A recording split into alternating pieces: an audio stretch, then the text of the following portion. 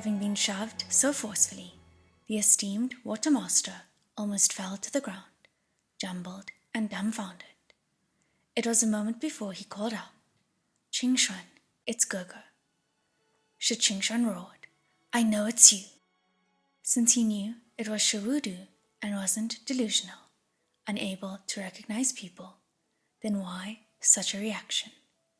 Shawudu reached for him again and said, "Everything's all right now." Shi Qingshuan slapped that hand away. "All right?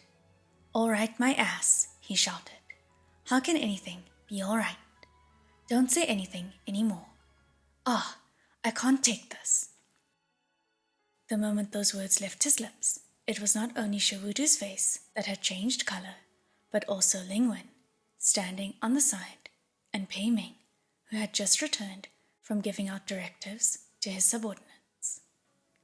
Pei Ming said, "Qingshuan, stop this. What you just said is no different from slapping your brother's face and pouring poison on his heart." Usually, when Shi Qingshuan heard Pei Ming speak, he had to argue back a few times, but now he only held his head wordlessly, ignoring him completely, muttering like he was possessed. "I don't want to hear anything. You stop talking too. Let me calm down. Just go. Just get out of here." Finally, Shawudu couldn't stand it any longer. "What nonsense are you spouting?" he shouted. Lingwen chided, "Lord Windmaster, if there's anything, just tell us, so we know what we can do to solve it." Shi Qingshuan roared, enraged, "Do you not understand the words coming out of my mouth? Get out of here. Can you all please just get the hell out of here?" He was yelling like he was unhinged, screaming and screaming. Suddenly, he spat out a mouthful of blood. "Lord Windmaster," Shelian exclaimed. Shawudu immediately seized his wrist to check his pulse.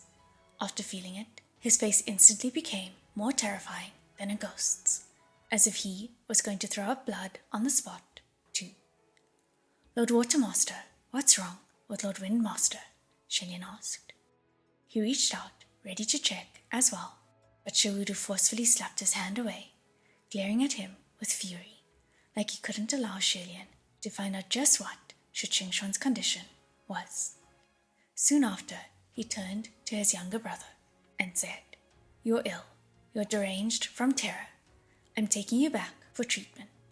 You'll be healed for sure." Shi Qingshuan stared at him intently and slowly enunciated his words. "I am not ill. Whether I'm ill, you should know best. Don't write me off as crazy. I'm very aware. I've never been so aware in my life." Shawudu grabbed a hold of him and dragged him into the carriage, yelling, "You don't understand anything. Don't speak nonsense." Shi Qingshuan wailed, "Ming Xiong, save me. Your Highness, save me." He reached out with both arms, grabbing the other two, one with each hand. Shelian and Ming Yi both held onto the hands he extended.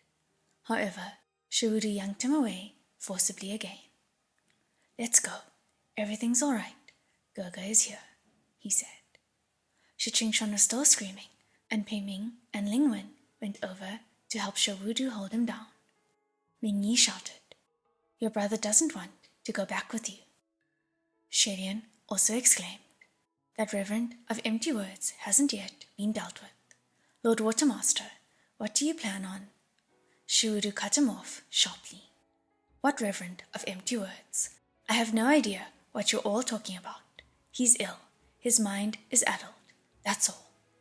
"But Lord Windmaster," Shelian tried again. Shawudu cut him off yet again. "This is my brother. Do you think I would mistreat him? This is our own family affair. No need to trouble outsiders. Would the two lords please not spread a word of this around either, and just mind your own business?"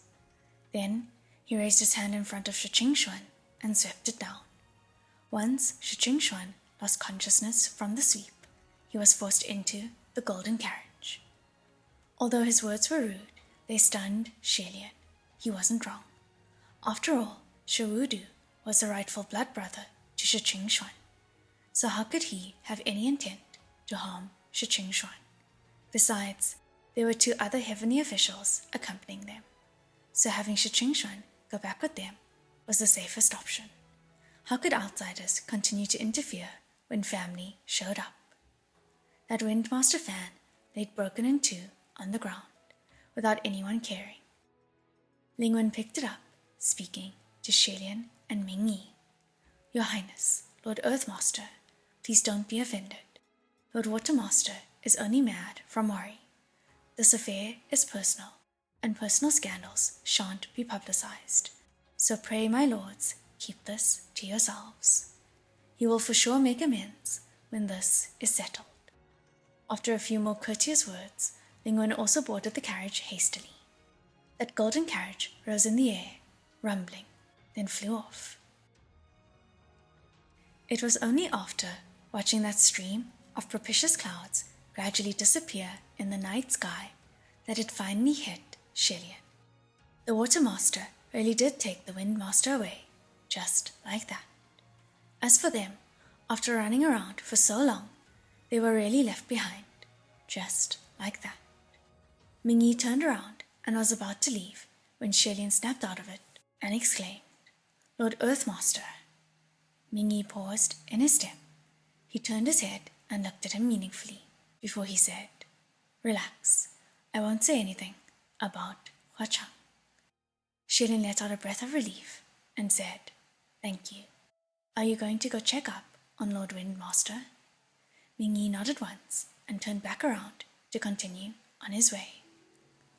Although Shelian was also very worried about the Windmaster, still, all the medical heavenly officials in the upper court were going to be more of a help than he would be. Besides, Shawudu would for sure not want any outsiders to witness his brother's madness, given that it wasn't the right time to pay a visit right now. Actually, Hua Chang's sudden departure was more of a concern. After some consideration, Shelian decided to go find Hua Chang first. Making up his mind, Shelian left the terrace of cascading wine and speedily began his overnight journey. Unable to use the distance-shortening array and without a golden carriage of burnished horses, Shelian could only depend on his pair of legs, sprinting through the mountain paths. As he ran, he thought, what kind of situation could Sanlang possibly run into? His expression and tone of voice earlier made it seem like it was something serious. Hopefully, I'll be able to give him a hand this time. It wasn't even an incense time before suddenly he noticed the roads ahead of him were thick with the essence of evil. Visibility heavily reduced, Shelian slowed his pace and thought, no way, what is it now? He stood on the side of the road to watch and observe quietly. A while later, from the thick of that essence of evil, came a bizarre work song. Yi yu shi, yi yu shi, yi yu shi, yi yu shi. At the end of the road ahead, a giant black silhouette hazily appeared. It was black and large, with some shadows floating about, but Shelian couldn't tell just what it was. He had never seen anything with that shape, but it was for sure something quite big. Subconsciously, he took a step back in alarm. With Ruya on his left arm, ready to attack, he rested his right hand on Feng Xin's hilt. Soon after, that giant thing showed its true form from the mist. Shelian's eyes slightly widened. It turned out it was a glamorous step litter. That step litter was exceedingly extravagant. From its golden canopy hung exquisite and feather-light satin veils. Should anyone be enthroned within, they would for sure be shrouded with the expanse of enchanting crimson drapes, obscuring their silhouette and leaving much to the imagination. The porters carrying that step litter were 4 golden skeletons with abnormally large bone structures. They hollered their work song, Yi yu shi, yi yu shi, as they made way. Next to every skeleton floated small, languid swirls of ghost fires, twirling about, presumably used for illumination. Whenever they came to a darker area, the ghost fires would burn brighter. The sight was too strange, too bizarre, and demonic, and Shilin couldn't help but stare, wondering if he ran into some ghost lady out to meet a lover on a date. He hurriedly backed further onto the side of the road to give way. Unexpectedly, however, those 4 golden skeletons carrying the step-litter stopped in front of him, and each turned their skulls toward him. One of the golden skeletons' jawbones crackled, and out came a sound from who knows where. It spoke with a quivering voice. "Lord Chengju sent us to receive the crown prince of Shenle. Is my lord, your highness?" Lord Chengju could be no other than Huachang. Shilin removed his hand from the hilt of the sword and answered, "That's me." Crackle, crackle, the skeletons seemed to be rejoicing, and lowered the step-litter. "Please board, let's go," they said. Were the 4 golden skeletons going to carry him to go see Huachang? Shilin said reluctantly, "That's too much trouble." "Nonsense," they replied. "It's no trouble at all. This is our job. Your Highness, please board. Lord Chengju is waiting for you."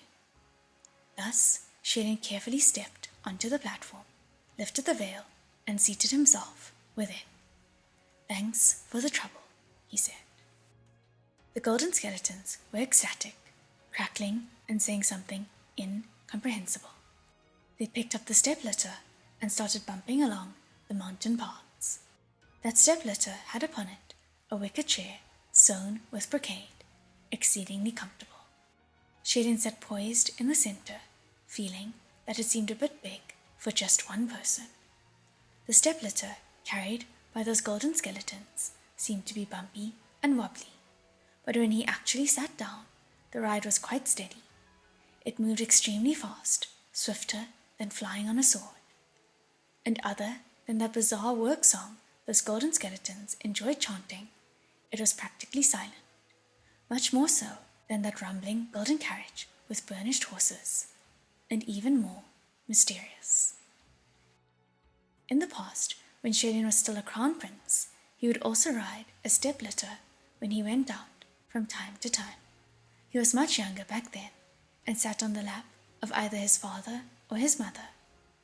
The step-litter was carried by specially chosen palace attendants who would cheer and clamor all around, impressive and imposing. After he grew older, he didn't enjoy it as much anymore.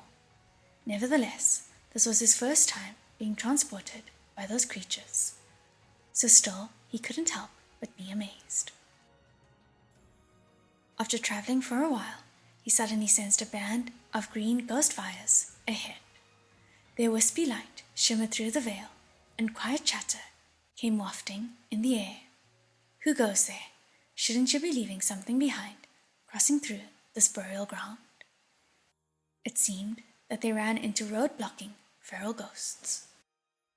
Shadows eating shadows, ghosts devouring ghosts, yet they even dared provoke Huachang. The skeletons crackled and laughed. "What do you want us to leave behind?" they asked. Shilin was just contemplating whether he would show his face and deal with this, when he heard those tiny voices shriek. "Forgive us, our shitty eyes are blind, and didn't realize that this was the step-litter of our old lord, Huachang. Get back to the burials, get back. My lords, please pass as you will. My lords are generous, please pass as you will." Those golden skeletons said, "Too late, too late. Lord Chengju has given clear instructions that the Highness seated in the step-litter shall not be offended. Now that His Highness has been delayed, why don't you tell us what should be done?" Wails and devilish cries howled all around. Shilin couldn't stand it any more and said, Forget it. Since we're in a rush, just let this go." The skeleton said, "Since His Highness says so, then we shall let them go. You'll got off easy." Shilin added, "However, do keep in mind to never block the roads in the future, and do not harm travelers." The feral ghosts rejoiced. "No, no, no," they said. "We swear that that's never happened. Thank you, my lord." "Depart," the skeleton shouted. As they passed through, Shilin faintly heard the babbling of female ghosts, chattering in wonder. Hey, who do you think is the highness sitting in that litter? I've never heard of Lord Hua's golden step litter carrying anyone else. If it was a lady, then it'd be easy to guess. Yet it's a man. Very strange. What's so strange about it? Shilin wondered. In the next second, he heard those female ghosts say, yeah, and here I was so sure that golden litter was definitely for the madam wife. After having run around for days while riding in the step litter, Shilin felt drowsy. He used his hand to support his cheek and dozed off. Another long while passed, and he felt the step litter stop again. He mumbled semi-consciously, "What is it?" He thought that they ran into another band of road-blocking feral ghosts. But just as the words left his lips, he felt the step litter dip, and it was another who had gotten on. The man lifted the veil and called out lightly, "Gogo?" Shilin rubbed his eyes and squinted, looking toward the voice. "Sanlang?" he asked. The one who had come was naturally Huachang. When he saw Shilin's half-awake state, bleary-eyed and dazed, he was slightly taken aback. Shilin sat up, feeling embarrassed. He cleared his throat and said, "I accidentally fell asleep." Soon after, Huachang smiled and went over to sit too. "Gogo is exhausted. I hope Gogo won't mind if I squeeze in." Shilin nodded and tried to move more to the right, wanting to leave more room for Huachang. But Huachang extended his arm and caught his right shoulder, pulling him back. "No need," he said. "There's enough space." Truthfully, there wasn't. The step litter was crafty, too big for one person, but too cramped for two. Not a perfect fit, unless one employed the method from Shilin's younger years and sat on the lap of the other. "You left just in time earlier," Shilin said. 3 heavenly officials from the upper court descended all at once. Huachang humphed. "Was it the 3 tumors?" he asked. "I already expected it." Shilin laughed teasingly. "Was that the reason why you ran away?" Huachang jokingly replied, "No, I went to hail for this carriage. So how is it, Gogo? Isn't my infernal ghost carriage much more fun than the golden carriage of those heavenly officials in the upper court?" "Yes, it's very fun," Shilin said and laughed. But when he was reminded of Wind Master's awful state, he couldn't laugh any more and became solemn. "By the way, Sanlang," he said, "what was it that you wanted to tell me earlier?" Inadvertently, their eyes met. Huachang still had Shilin's right shoulder in his grasp, having never let go, as if he was holding him in his embrace. Looking from the outside, only 2 overlapping silhouettes could be seen within the veils of that step litter, curled up together, inseparable. Within the red curtains, Huachang smiled. He asked, "Gogo, want to get married?" "Huh?" Shilin was startled. Such a gaze, such words. They were in such close quarters with nowhere to run. Instantly, colors exploded in Shilin's vision, and his mind went completely blank. His entire person was frozen, stiffer than a corpse. Seeing his reaction, Huachang took his arm back and snickered. "It's a joke." "Did I shock, Gogo?" It was a good moment before Shilin snapped out of it. "You're too much," he said. "How can you make a joke about something like that?" It wasn't just shock. He was so rattled, his heart almost stopped. And though he didn't realize, there was also a trace of hurt. Huachang laughed and said, "My bad." He stretched out his long legs and crossed them, settling them up front, wiggling his boots. The silver chains clinked against each other, jingling crisply, truly the very image of mischief. If this was before, Shilin would think this young man playful and endearing. But now For some reason, that noise was disrupting his calm, and an unexplained frustration filled his mind. After feeling shaken for a bit, he couldn't help but think once more, how can you joke about something like that? However, when he thought about it, there really wasn't anything wrong. It was precisely because it didn't mean anything that it could be used as a joke. Hua Chang noticed his odd expression and immediately sat up straight. Your Highness, don't take it to heart, he said. I was in the wrong just now. I won't joke about this ever again. Seeing that he apologized so solemnly, Tian felt bad. He thought, am I stupid? It was only a joke and nothing serious. Besides, Sun Lang only said want to get married, but he didn't specify to whom. So where did my mind wander off to? Get a hold of yourself this instant, right now. He mentally smacked himself a few times and steadied his spirit before smiling. He said, No, no, no. How are you in the wrong? Don't misunderstand. I was just thinking about Lord Windmaster, so I looked a bit serious. Oh, Hua Chang asked. Since the water tyrant descended too, that affair should be taken care of. The two were exceedingly cooperative in changing the subject.